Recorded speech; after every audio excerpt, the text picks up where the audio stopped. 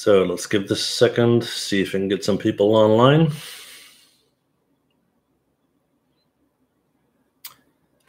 Yeah, there you go. Hey everybody. So today we're going to do a session on 3D artists and their clients. So what kind of stuff do you deal with when you are dealing with clients, invoices, contracts? How much should you ask? What if the client is being difficult, and so forth and so on, all right? So that's what this session is about. So let me know in the chat box, guys, what kind of questions you might have, all right?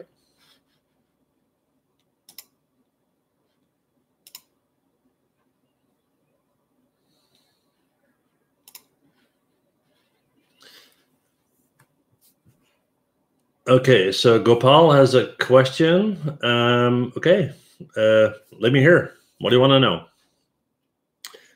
So like I said, this session is going to be about clients, how to deal with clients, how to deal with payments, how to deal with issues, contracts, invoices, and that kind of stuff, right? So yeah, bring on the questions.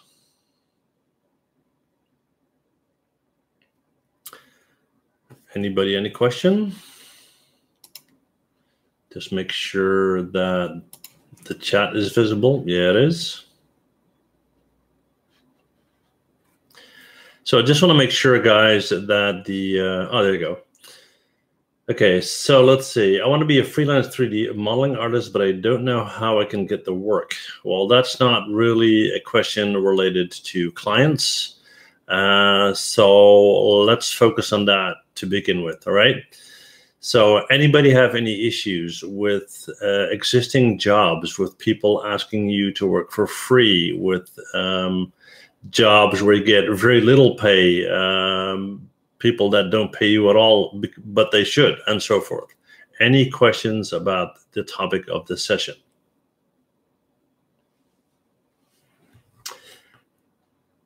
How can we deal with price changes between countries? American clients versus my country's rates and inflation in Brazil. We should prices sure. Okay, good question. Well, typically it is a buyer's market. Now, what do I mean by that? Let's say I want to work in the US. I want to work with US clients. Then US clients are used to paying a certain amount for projects. So I will have to adopt to their pricing system. Now, if I believe that the rates, for example, here in Europe are much, much higher, then I would typically look for clients in Europe because they would pay rates that are more in line with, you know, what I expect to get paid. So that's kind of it. If you are living in a country where wages are quite low and you can get clients where wages are quite high, that's of course beneficial. Vice versa is a bit of a problem. So let's see, I'm working with a client from a year, but pay scale is a bit low. So how to ask him to increase a pay scale? Or let's say how to ask for a bit more money per project. Hope you get my question. That's fine. Well, it kind of depends on what kind of thing you're working on. Did you agree on a fixed rate per hour, or do you provide a quotation, so a fixed price per project? Can you please let me know that?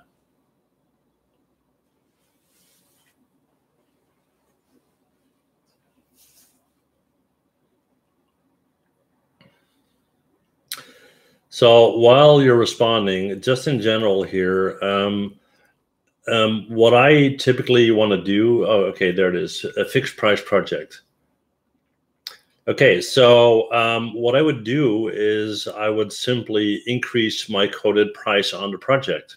So for example, let's say you are asked to do a character model and you have a certain amount that you quote for it. Next time you get a question to do that, you just increase your price. Now, the thing is, if you work on an hourly basis, it's a bit more difficult because let's say you have worked for a client for a year for, I don't know, just a hypothetical number here, let's say 20 bucks, and suddenly you want 40 bucks. The client's going to ask you, well, explain, how do you get from 20 to 40? In that case, you have to do a little bit more homework. So what you would do is you would do a little bit of research of what the typical prices are in the area where you work. So let's say I'm working in Europe here. The average price that people ask for is maybe 45 euros an hour. I've been working for 20. I can tell them, well, everybody else is working for 45. I'm under market price here, and I think it's fair to ask a higher price. Let's see, what else we got? Okay, client forced to use high saturation colors and fonts that are seen only in the back of Indian rickshaws. Any idea to tell them to go F themselves? Okay, well, first of all, I wouldn't tell a customer to go F themselves ever. It's very simple. I mean, this is a business transaction. You have a client that is willing to pay you for a certain service. It is up to you whether you accept that service or not. And if you don't, somebody else might will. You have to decide for yourself what work you like and what work you don't like. Now, if you want to hold on to that customer, but you don't want to do it that way, you need to find a way to explain to them why it's beneficial for them to use different colors. For example, it will be more appealing to the audience and so forth, right? But that kind of depends. Is this client, for example, creating commercials, movies, games? Is it going to be for the India market only or worldwide? And then you have some arguments to convince them. Now, if you definitely don't want to use those colors ever and you're just fed up with it, just politely tell the customer that, you know, you have an artistic issue with it, and you no longer want to work on that. So give me some feedback so I kind of, you know, hear what you're saying here. Okay, so you're saying, but they're killing me. Hey, Jason, how are you? So they're killing you. What do you mean by they're killing you?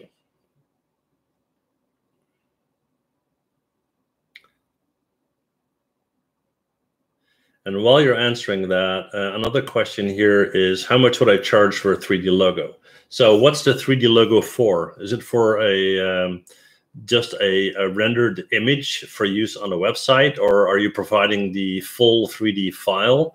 And how much hours have you spent on it?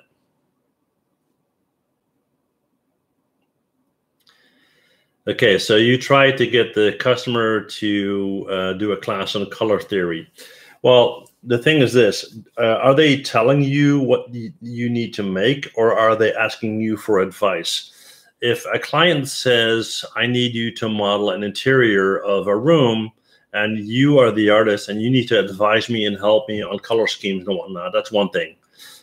However, if you are told specifically, I want to use this and this and this and this color, then it's up to you to say yes or no.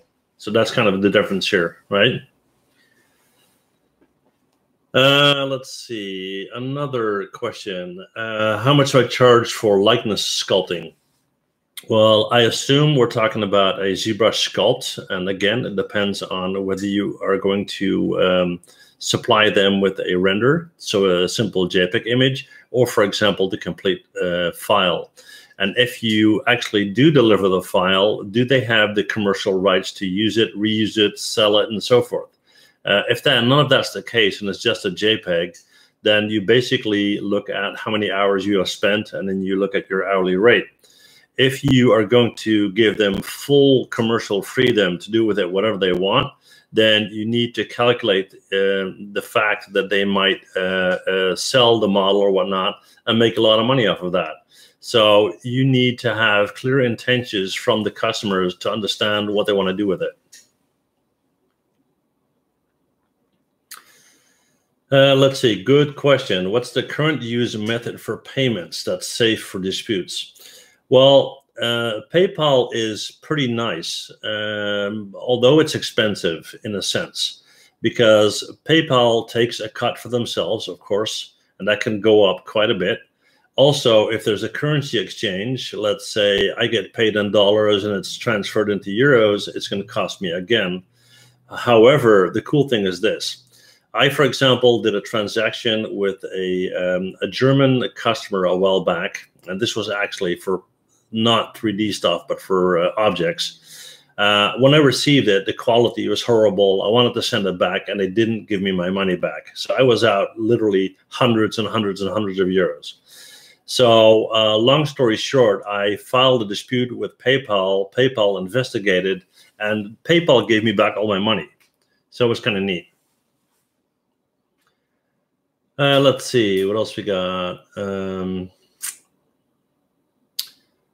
3D models for games cost more than visualizations? Not necessarily. I mean, one of the questions I get all the time is, how much should I ask? Well, that depends a lot on how much time are you spending and what do you believe a fair hourly rate, but also, is it fair compared to your geographic area? So depending on where you live. I mean, if you live in, I don't know, Italy, your rates would be different than if you were living in the US, for example, right? So, and also you need to look at your experience level. Somebody that's a beginner will have to ask less, although they're probably spending more time. People that are very professional can work much faster. However, they invested a lot of money in getting that knowledge, so it's fair that they ask more.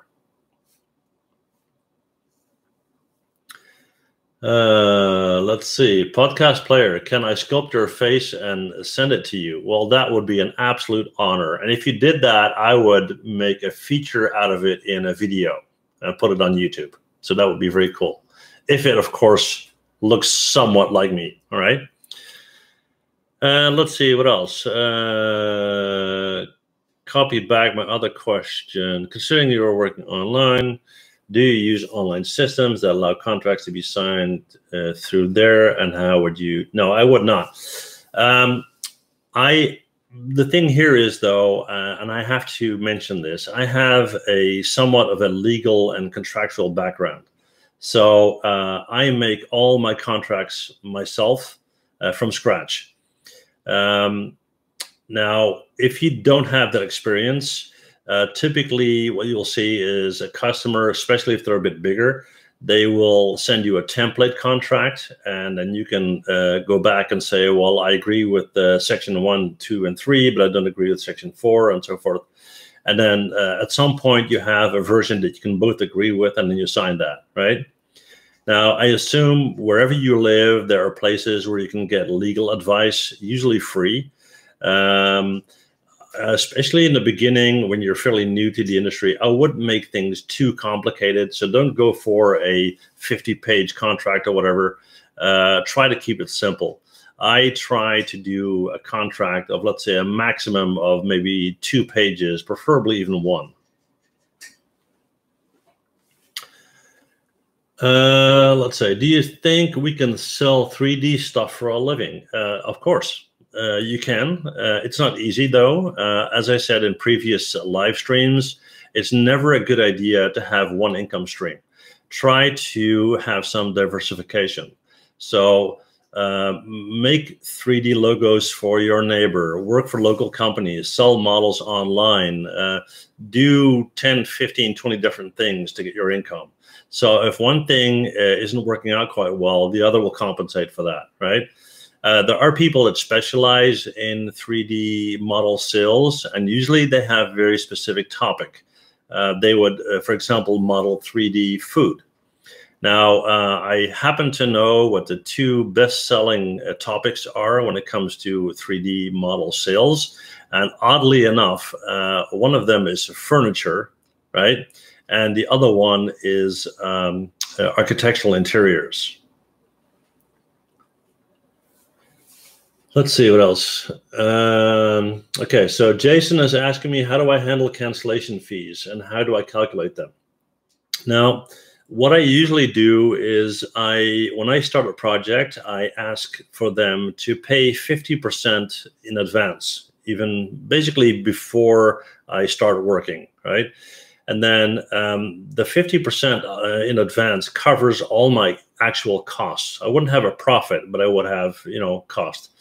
So if, let's say it's a project of a week, let's say after 1 day they cancel, they lose the initial 50%, right? Now, sometimes they will cancel when I'm almost done. So in that case, I don't make any profit at all. If they cancel it after a day, I still have some money. But keep in mind, sometimes it's more important to continue to work with the customer to sort it out and try to understand why they're canceling. Is there something wrong? Did you do something wrong? Do they don't like your work? And so forth. If for a totally different reason they cancel because they decided to cancel their project or something like that, it's more than fair that you get compensated. And I would say, in addition to the prepayment of 50%, I would at the very least want another 25. Now, if I complete the project totally and they say, well, we're not going to pay because we canceled, then you're basically going to have a legal issue. Let's see, what else? Did that answer your question, Jason? So Kareem is saying, does clients prefer artists from countries that have low money currency? You would think so, but to be honest, no. The reason is this. Yes, there are differences. I mean, if I were to hire an artist in one country or another, there's going to be price differences because the wages are lower and whatnot. But the thing is, I don't want to go out and find an artist every time I need something. So what I'm looking for is to establish a long-term relationship. I want to be able to work with an artist for months or even years, right? Maybe not in one go, but every time I need somebody, I can go back and call the same person. So for me, it's much more important that this person can be reached, he or she is professional, they provide good work, and their price is in line with what the price is supposed to be. So the only people that will go out and try to what they call cherry picking is people that have one object or one project and they want to get the lowest price possible. Whenever that's the case, I wouldn't even go there. Let's see. How do you find clients? Well, that's a matter of building relationships over years and years and years. And most often it's mouth to mouth. So you work for a customer, that customer knows another company, they're talking to each other, that client says, you know, I need a project, and they know somebody, and, you know, that's how that works. Of course, you need to have a personal branding. You need to build a style around yourself, you know, a logo, have a strong online presence, and always, always, always work on that network, okay? Let's see. So Mateus, you're saying we can use own materials in Substance Painter. Are you asking whether you are allowed to or whether you can? Okay, so another question in the meantime, as a beginner, is it a good idea to work as a freelance artist instead of joining any company? That's very much a personal preference, because joining a company means basically signing a labor contract and you're kind of dedicated to them. I personally like to work as freelance because I got much more freedom. But at the same time, as a freelance artist, you never know whether you're going to have an income next month. So that's kind of scary, especially the first couple of years. Now I'm going to try to focus on the questions that are related to the topic of today. I'm seeing some other stuff there, but you know, we're going to try and talk about clients and customers today. So let's see. Okay, so can we sell models textured in Substance Painter, Indie Studio license? Sure. Yep. I mean, when you have an independent Substance Painter license, that is for commercial use. So if you use those textures on your models and sell them, that's not a problem. Let's see, what else? Yay, yeah. So did any of you ever have a major issue with a customer, with a client, in the sense that you basically got into an argument or disagreement, or you have no idea how to fix the problem and you still want to work with the customer, anything like that?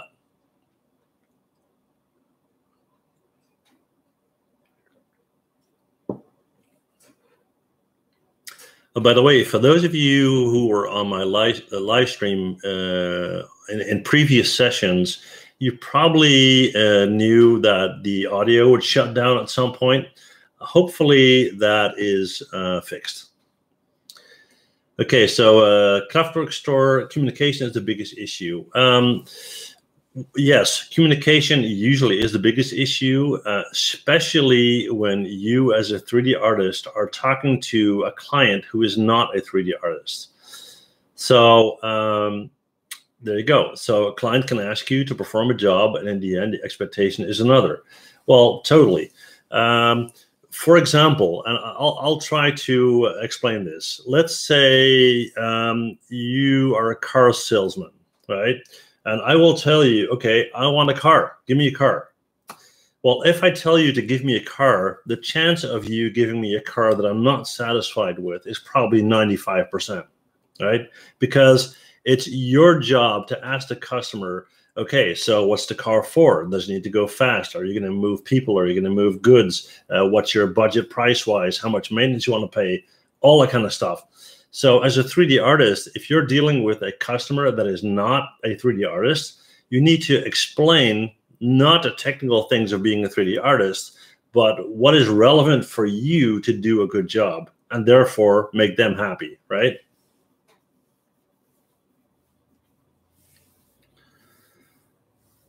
Let me see here. Okay. I managed to get a rendezvous with a movie producer. He seemed interested in my work, but I have no idea why is because of the CGI work and stuff. Not quite sure what you're asking there. But if you're kind of careful about getting in contact with a person, I would kind of ask through email first to give you some references on what he or she has worked on, maybe a website, maybe an email you can check. And as soon as you feel more comfortable about what's going on there, you can take the next step. Let's see, some clients don't know how 3D works, so I have issues with them to explain when I send a work in progress or the final product. Okay, now, work in progress. Be very careful sending work in progress to clients for a couple of reasons. First of all, let's say the customer is looking for inputs to have an idea what to do. You are in the beginning of a project, you send them work in progress, they get what you're going for, and then they cancel the project, take it from there and move on, and you don't have a leg to stand on because, you know, they can say it was their idea. So that's one, right? So only provide work in progress if they specifically have agreed on that up front. Second is work in progress is like buying a crappy house that needs to be remodeled, right? If you are good with your hands and you're a builder, you can see through all the mess and have an idea what it's going to look like when it's done. Most clients cannot. So if you send a work in progress file, they think it will look like crap and they don't want to work with you anymore. So I would be really careful with that. Let's see. Nestor, hey buddy. As one does to make none of the countries. So Nestor, I'm not quite sure what your question is. Can you please rephrase that? Let's see, Edward saying, hi Mike, I've been accepted on university yesterday. I'm going to study VFX. And with this message, I want to thank you. Oh, well, you're very welcome. And congratulations. Love from Pakistan. Well, love from Holland. Thank you so much. Where can I look for work as freelance without animating skill? Well, first of all, who says you have to have an animation skill? I mean, you have many, many different areas in 3D where you can get a paid job. You have people that rig, you have people that light, you have people that texture, you got people that do the blocking stage. You have so many different things. There are a lot of people out there that have no idea how to animate, and they never will. They, for example, strictly do lighting and nothing else. Okay. Let's see. Don is saying good afternoon in Dutch. Goedemiddag, Don. Let's see. Okay, so I like to show my clients 2D concept art before even going CG. Well, yeah, that's a very good point. Usually, especially in the beginning of the process, customers really don't know what they want. So what I tend to do, if that's the case, is I will kind of do concept work, but also a mood board. Now, I don't know if you guys know what a mood board is. Concept work would be rough sketches of what I have in mind as far as where I want to go.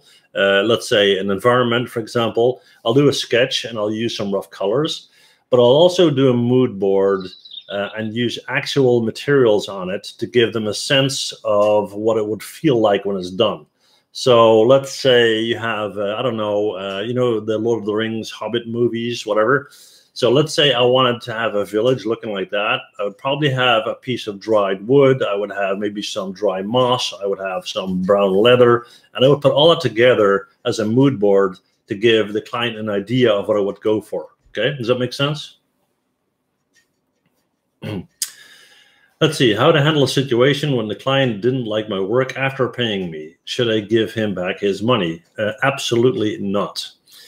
The thing is, liking art or not is a very subjective thing. I mean, it's impossible to be objective about a painting that you like or not. One person likes it, the other doesn't. So in your contract up front, you need to be very specific about what they're paying for. They're paying for your labor. Did you do the labor? Yes. They're paying based on expectation of professionalism because, for example, they saw your portfolio, they saw, and so forth. So to some extent, it's very much their risk that they're taking, right?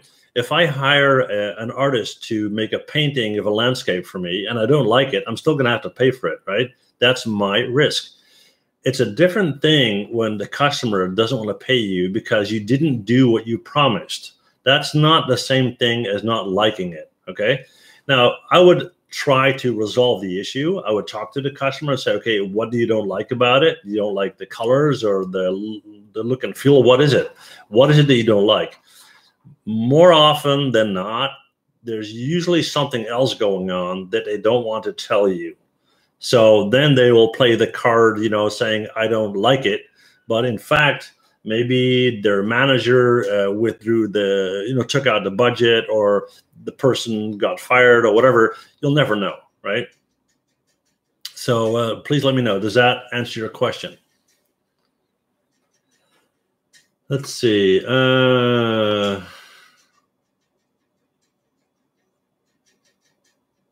Muffed Farts Remastered. Well, that's the most creative name I've seen in a long time. Do you happen to have advice to kind of see futures in Ball's attitude when contacting with clients that do not know what you're getting? Please rephrase that question. I have no idea what we're talking about. Let's see. Michael Herder Production Studios. Hey, buddy. Hey, Martin's here. Hey, bud. Let's see. That's Cinema 40. Not install the Windows.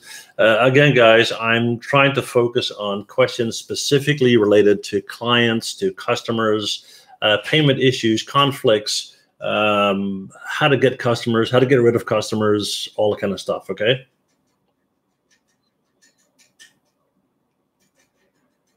Let's see. This.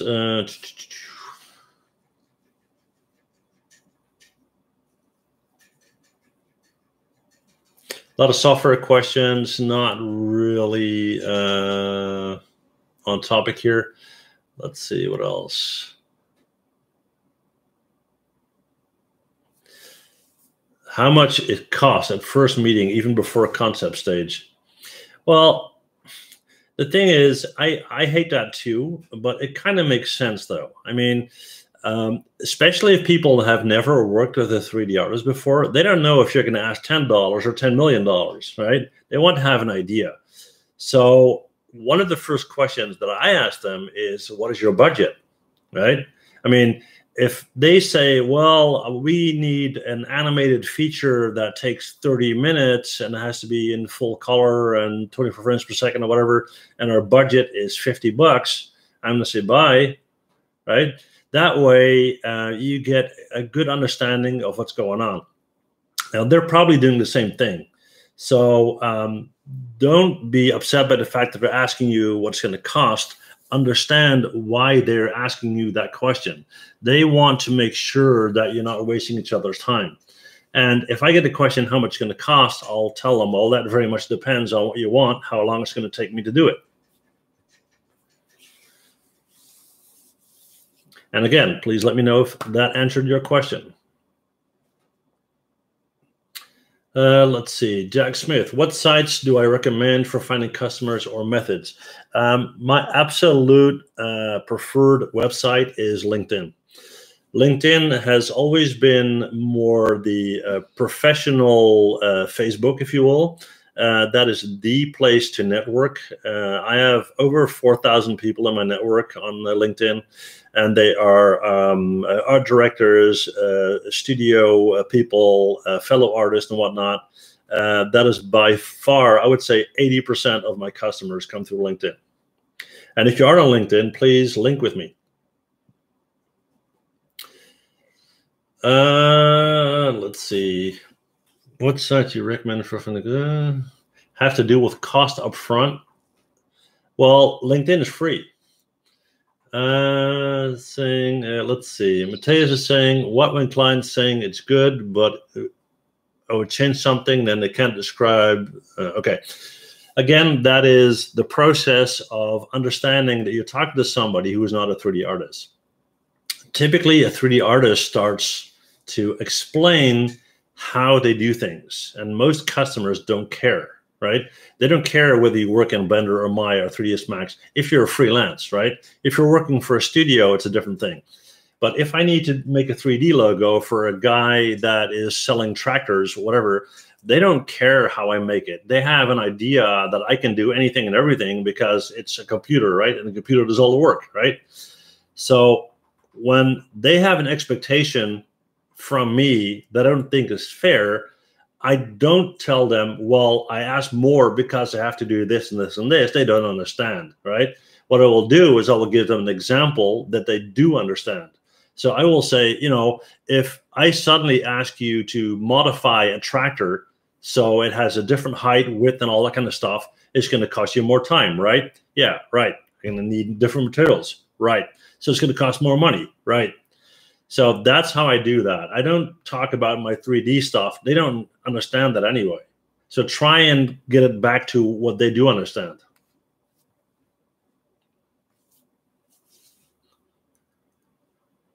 Okay, so Jack's saying you should always deal with cost first before anything else. Well, but the thing is, you cannot always do that, because let's say I have a customer that says, okay, I need a product visualization. I have a Kickstarter. I came up with a brand new product and I got some sketches and I need a 3D model. What's it going to cost, right?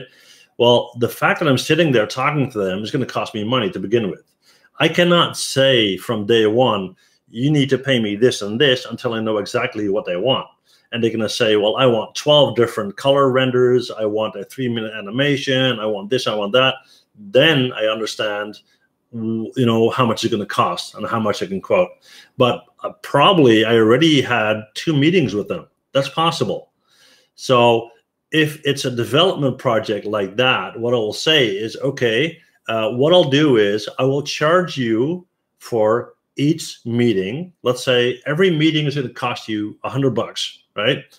If we actually sign the contract and I actually get to do the project for you in full, you will get a credit invoice for those 2 meetings. So you'll get basically your money back, right?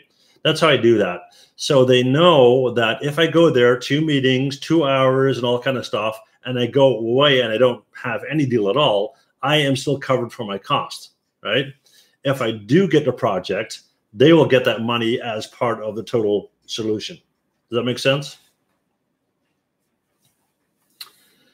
Let's see. That was a long explanation, so I think I kind of missed a couple of questions here. Let me see. I'm just going to scroll back a little bit. My apologies if I missed a couple of questions because there's so many. Let's see.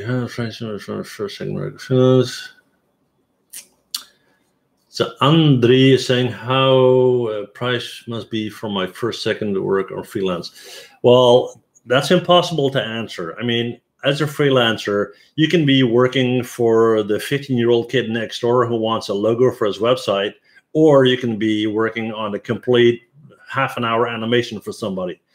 So in the beginning, it's a good thing to kind of work based on your hourly rate, and then increase that by a percentage based on your cost. I'll explain that a little bit. Let's say I want to, I don't know, I want to make 20 bucks an hour after taxes. Now I know what the taxes is, so I add that on top of the 20. So the 20 becomes, I don't know, 27. And then I know that I have to pay so much for my software every month. I have to replace my PC every year, all that kind of stuff. So 20 goes to 30, goes to 40, goes to 45, goes to 50. So then I know, okay, I need to make 50 bucks an hour.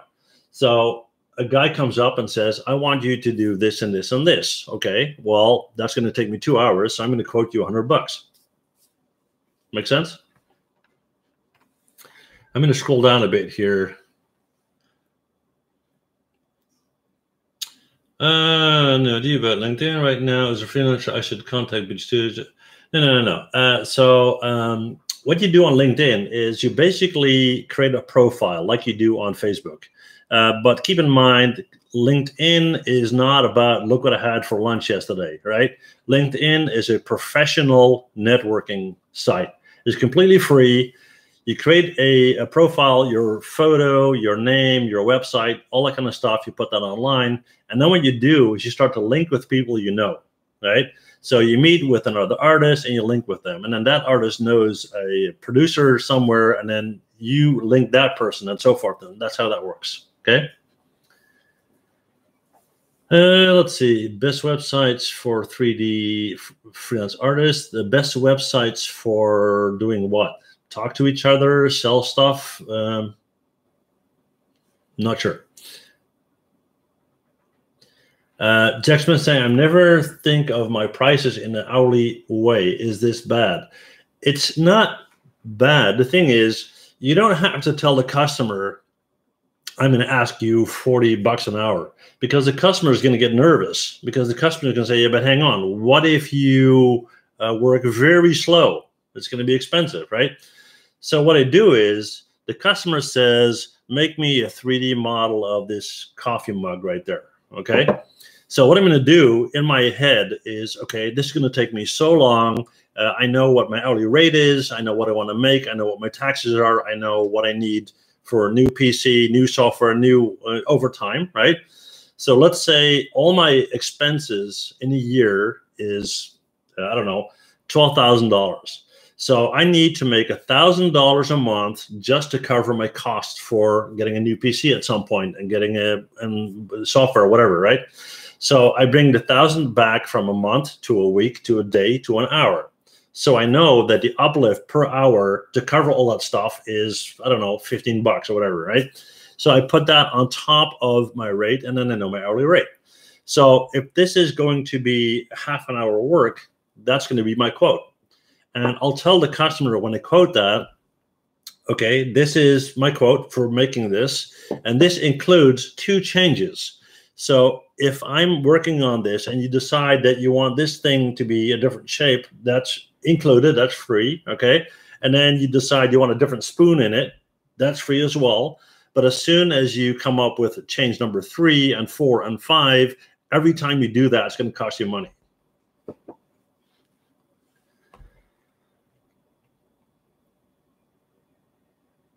Let's see, a question from Don here. While not per se about clients, Google your ArtStation and been thinking about creating a better portfolio and what should be included in them so far. Well, Don, the thing is, when it comes to a portfolio, my advice would be to kind of work backwards. So you know what you like to do, you know what kind of customers you would want to have, and what kind of business you want to be in. So maybe you want to make environments, maybe you want to make props or characters or whatever. So let's say you want to make environments. So what you would do is you would focus on customers that buy environments. And then from there, you think, okay, what's the best way to approach them? Through LinkedIn, through ArtStation, through whatever. And then you start to populate your portfolio to point towards that type of customer, right?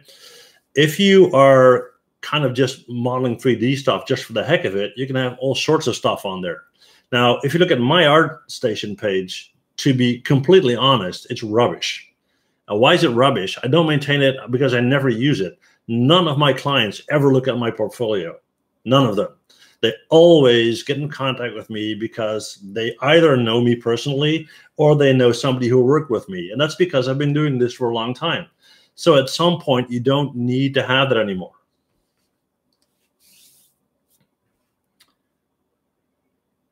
Let's see. What do clients look at in a portfolio? Well, that depends totally on what kind of client it is. What they do look for is consistency. I mean, if you have one piece that is fantastic, one piece that is so-so, and one piece that's bad, they have no idea what kind of artist you are. I mean, did you do that on a good day or on a bad day, or are you just all over the place? So be very consistent. Whatever topic you do, always work at the same level. If you are used to posting stuff on ArtStation with a breakdown, do it for all your models or for none at all. Be really consistent.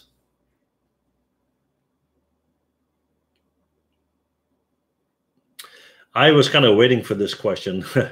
So how much does an average 3D modeler or multimedia designer earn or get in salary?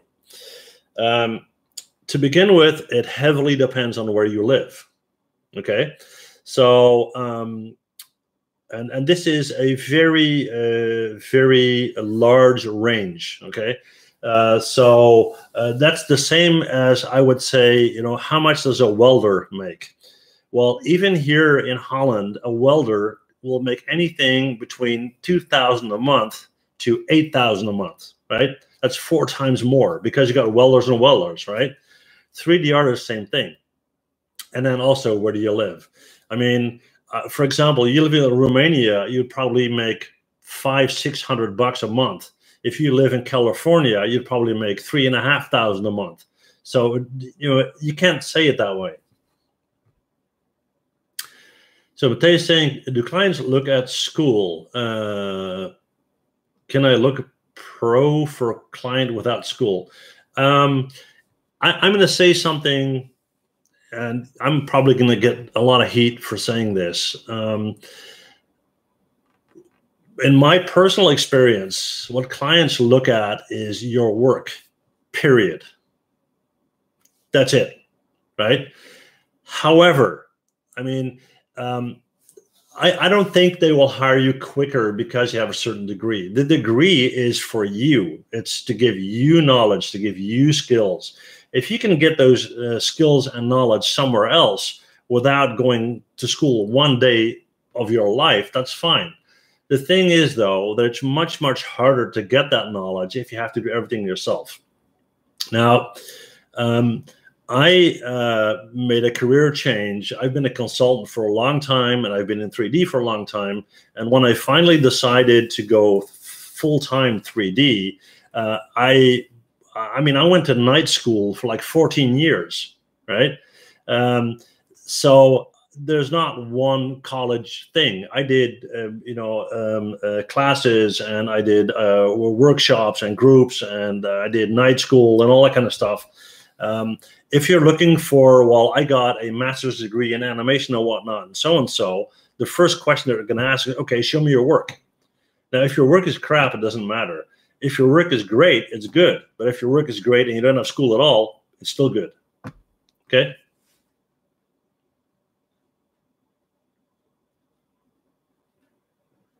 Let's see. What else we got?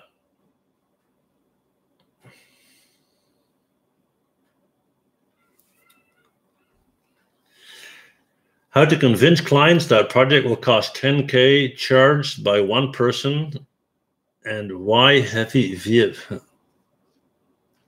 So basically, if I understand your question right, what you're saying is, how do I convince a client that a work-intensive project costs 10K? Is that your question?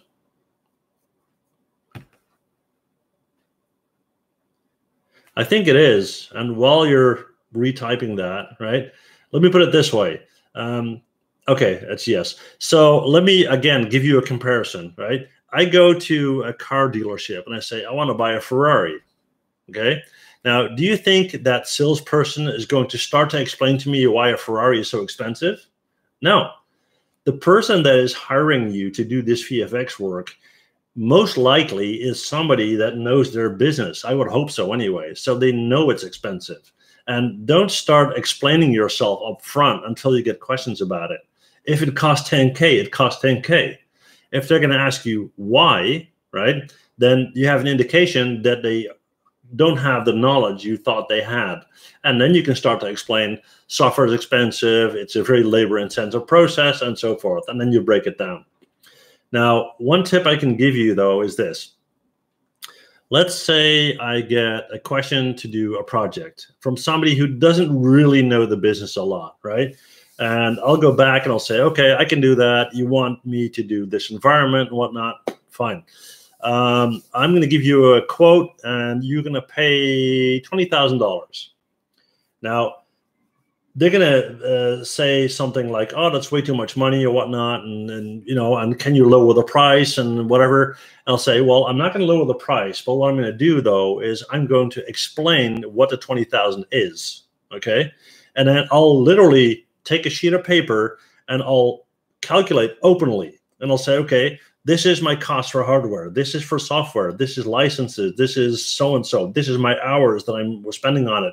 This is to cover my risk in case you cancel. This is legal fees and whatnot. And I'll even put in there, and this is my profit, right? And that's fine. I mean, I need to make a profit. Otherwise, I can't have a business. And then I'll say, okay, which number in here do you think is too much? And they'll say, okay, I think the hardware is too much. Okay, fine. I'll take out the hardware. But how am I going to do the work now? So basically, they'll paint themselves into a corner because you took away the ammunition for them to lower your price, right? That make sense? So Murali's saying how to calculate projects. Well, I basically just explained that. You look at, you know, the cost you need to cover, your profit margin, your hourly rate, and then you don't have to tell the customer this is my hourly rate, but that's the basis for your calculation.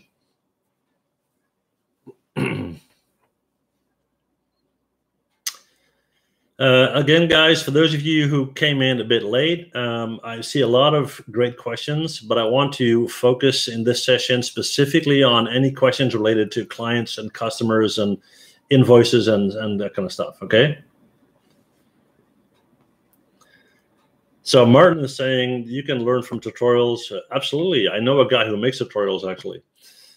Let's see. Best contact form. What do you mean by contact form? Mateus, can you please explain what you mean by that? What was my first freelance 3D job? Well, believe it or not, this was in 1983. So that's 83, right? And in those days, 3D basically was almost non-existing. And I received a payment to do a coding, so basically writing software, coding software, to make a 3D ball on a screen. And I believe I was paid $20.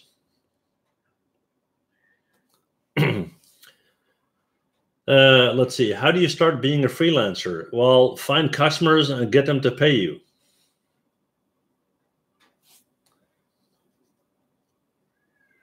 Let's see. Oh, okay. So Mateo's saying, should I talk to clients through Skype, meetings and whatnot? Well, Skype is great. I definitely would advise to use Skype. So instead of phone or email. But what I do is this. I always use Skype because I want to look people in the face when I'm talking to them when it comes to, projects. And actually, I would love to have some kind of platform so I could be talking to you right now and see all of you people, but I don't know how to do that. Anyway, I will Skype with the client, potential client, right? And after that session, I will confirm everything we talked about in an email. Okay. So, okay, dear client, we agreed on this and this and this and so and so and so, and please confirm back per email. So you have proof that you actually agreed on that, right? And then you start to talk about contracts and whatnot. And if you have, let's say, a signature and it's a big deal and there's a lot of money involved, you can decide to actually have a face-to-face meeting, depending on how far it is, right?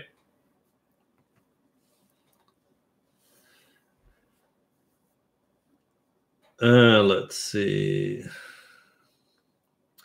Okay, so Christian is talking about freelancing websites like Fiverr and that kind of stuff. I heard of them. I looked at them. I don't use them myself. I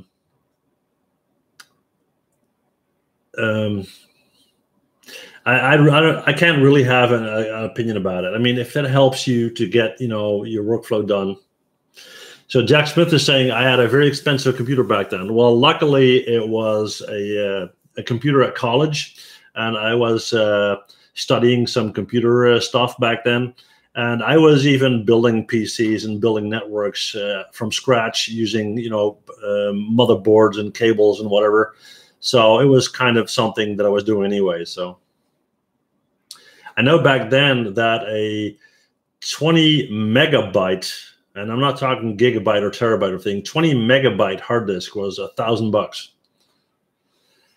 Here's a question. Do you think a video game job hunt is better in the US, Canada, AAA industry, clients? Does it depend where the market is at times? Well, I mean, the planet is a small place nowadays, right? But the thing there is that there are some global hubs, if you will, that are becoming more and more important when it comes to, for example, the movie industry.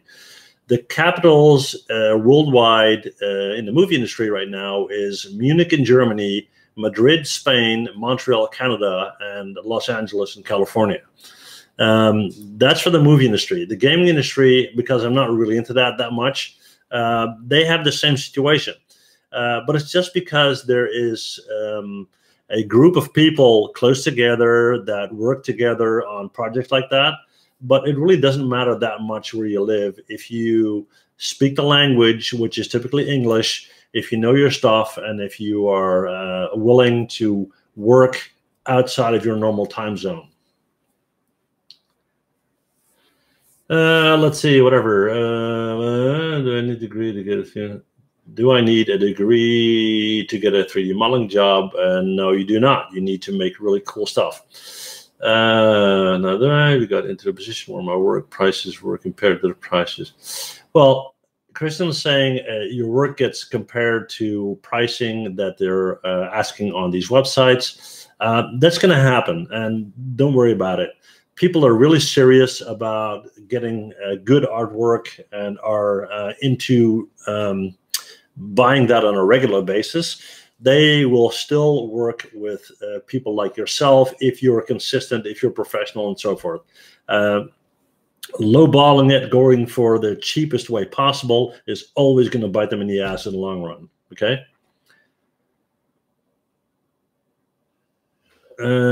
Let's see.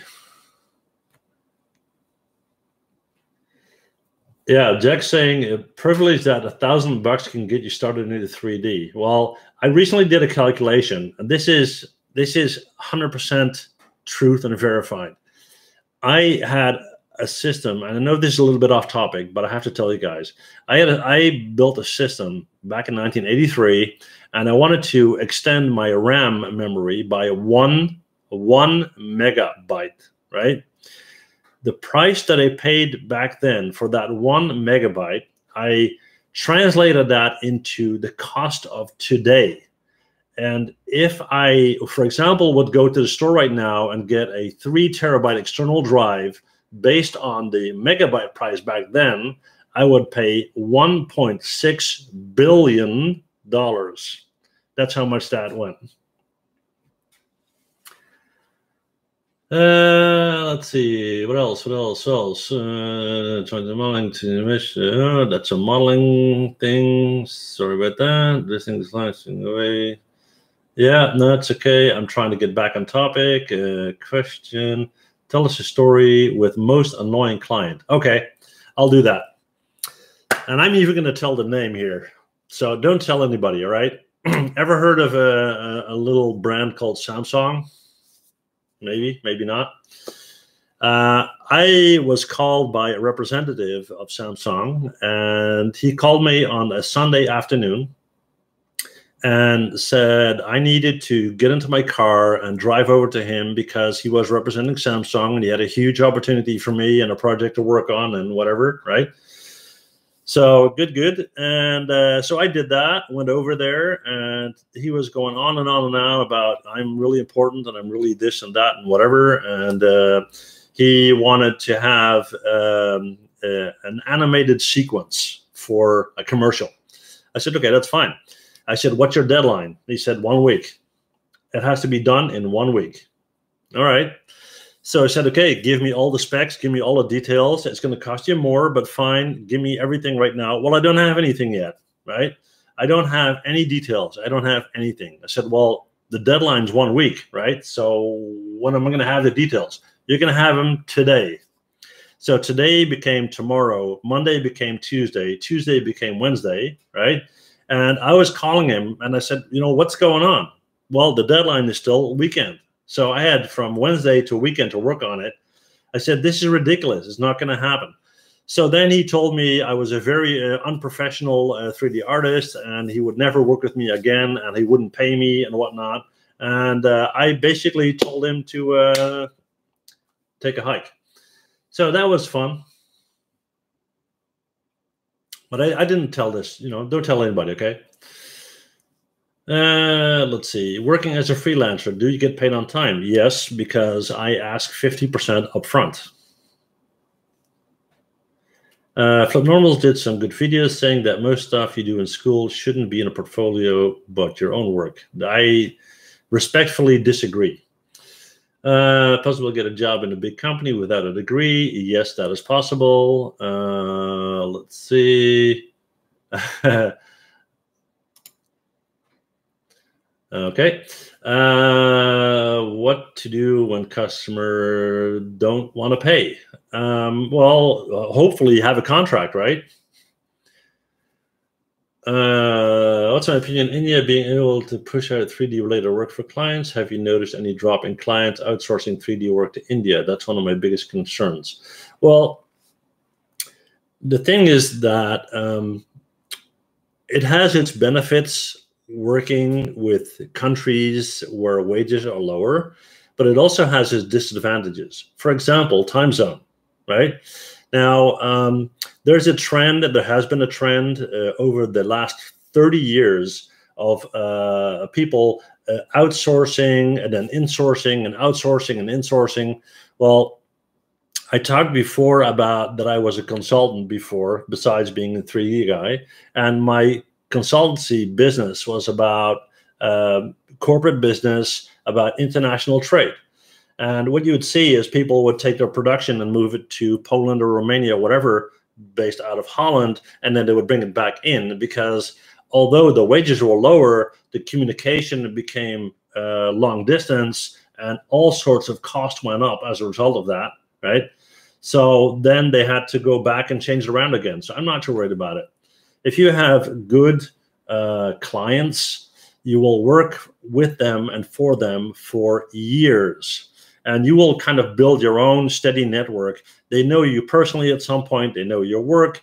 They know that you work fast, you work good, and you know that they will pay you on time. So that's what you need to work on. And it will take a long time, but once you have it, you're good. Let's see. Shrai is saying, are you Dutch because you sound American? Well, I'm not Dutch, but I live in Holland, and I'm not American either. I'm Canadian. Let's see. Okay. Am I going to FMX in Germany this year? Actually, that's the second time this week that somebody asked me that. I am going to Animago again this year because I've been invited once again, third year in a row, to do my little thing there, my speech.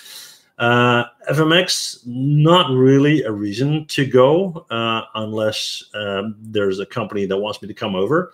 So if you know anyone there that believes they would have a benefit of me talking on their behalf, then let me know.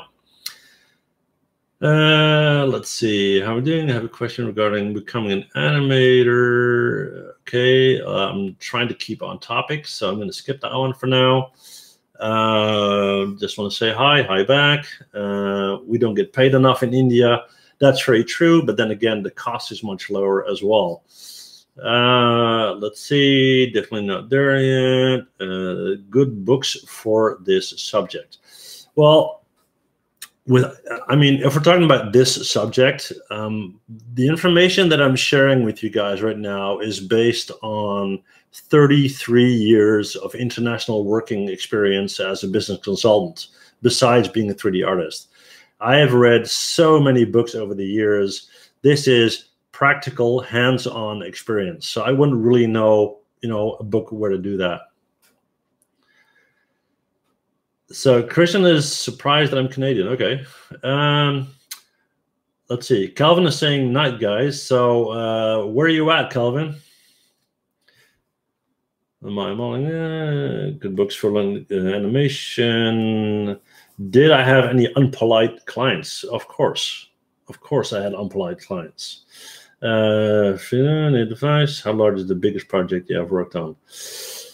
The biggest project I've worked on, well, there's a distinction between me as an individual or me working in a team.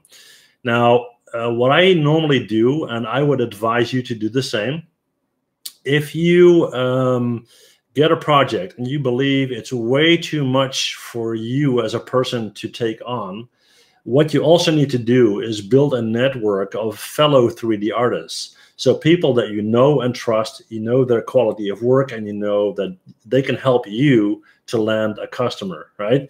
So I have a number of people around me, and I know what their skills are. And if I get a project that I could never do by myself, and I can pull in 3 or 4 or 5 or 10 other people, and I then can do it myself, then that's how I would do that, right? So the biggest project I ever did was basically to, and it was not even a 3D modeling job. It was a 3D consultancy job. It was a manufacturing company in Virginia in the US. They made a product, and they wanted their entire R&D department to transition from a traditional 2D workflow into a complete 3D workflow. That means the entire company or the entire department had to be trained. The managers had to be trained how to model in 3D, how to work in 3D, how to set up the process in 3D. So, and that was a very big project, and it took months. Let's see, talking about growing weeks. So Don is asking a typical project. I would say, because I work freelance and I need to remain flexible, so I can't afford to do a project that takes months without being able to do anything else, because I'll lose clients. So I try to do projects that I can do in 2 days, 3 days at the most. And I will usually try to do a number of projects at the same time. Now, keep in mind, guys, that the videos that I do for YouTube, I don't charge monies for them, as you know. And these videos cost me 2.5 to 3 full days a week just to make the videos, put them online, do sessions like this, and I don't get paid for that, right? So I need to have my patrons, I need to have my sponsors, and I'm having less and less time to do actual client work because I'm spending more and more time on YouTube and YouTube related stuff. That's why I'm so happy with the sponsors I have right now. Otherwise, I couldn't do that. Let's see what else. So we're pushing an hour and 5 minutes. So I want to go on for another 5 minutes, and then we're at an hour, 10 minutes, and then I'm going to call it quits for this session. But if you got additional questions, you guys can email me, and I'll just type in my email address here.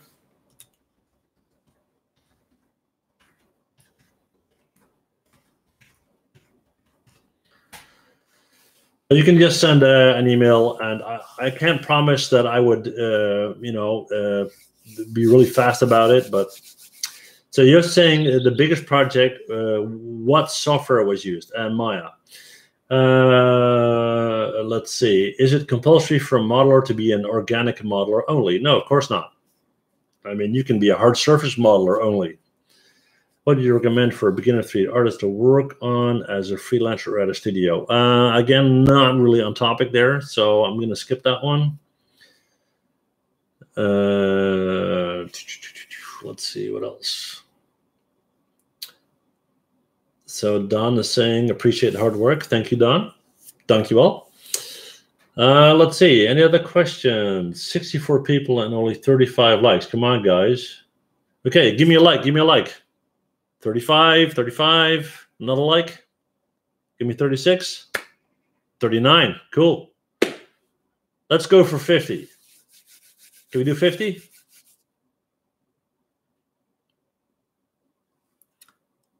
$49. One more. One more. Yay, 50.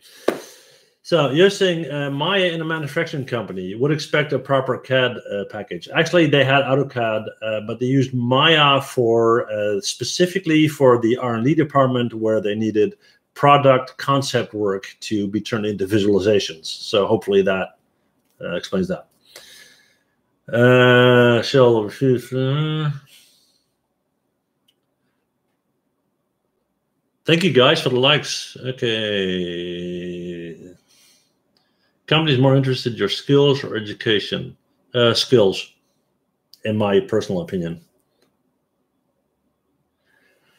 Okay, so let's see. Which department is the best in 3D? Which department is the best in 3D? In India, it's preferred by the institute to become an organic modeler, or else there is no scope in what they say. Well, if by organic modeler you specifically are talking about organic, like characters and animals and whatnot, I don't know. Hard to say. I don't see why. I mean, I think you need to be able to do both. But I know people that do hard surface modeling only, and they can still make a living. I mean, I would say it's easier if you can do both, but. Okay, so any final questions on customers, clients, client-related stuff, invoicing, contracts, that kind of thing?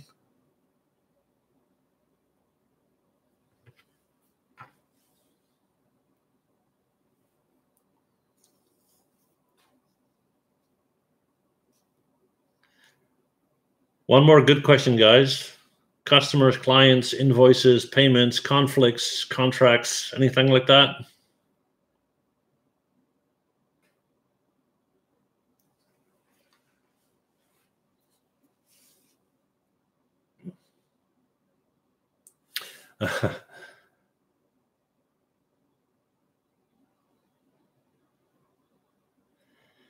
So I'm going to go with this question here. Have they ever asked for your license of your software, if you bought them or not? Well, first of all, I don't use any illegal software. I don't advise you to do that either. And excuse me, guys, one sec.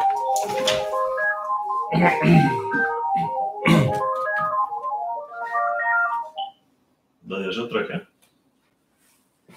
Doei. Sorry, guys. That was fun. So, kind of lost my chain of thought here. Let me think.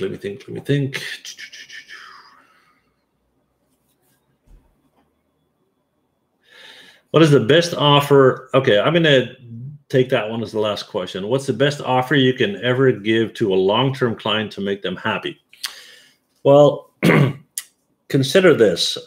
If you compare this to how you feel as a customer going to a store or any other business for that matter, what you enjoy is loyalty, right?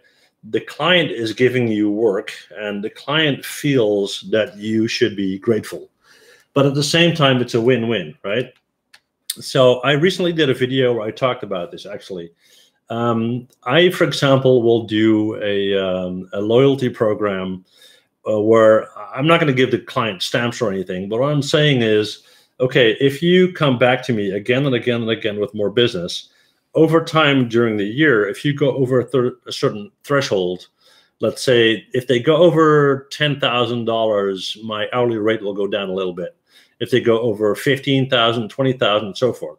So mid-year or 3/4 of the year, they know that if they go out and give the job to somebody else, they're basically getting rid of that loyalty that they already built up. Because at some point, I go from 45 to 40 to 35 to 30, where somebody else is still at 45, right? So they feel that they are getting the benefits of working with me. That's kind of how that works, right? So I'm going to call it a day, guys. I could go on forever. I really enjoy these sessions. Please drop me an email for topics you would like me to cover in sessions like this. Thank you so much for your time. It's been fun. And I'm going to sign off right now. Have a great day or night or evening, and speak to you guys soon. Okay? Bye, guys.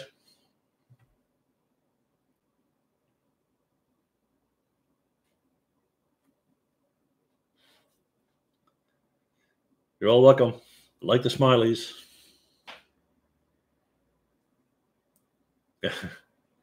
Bye, Jason.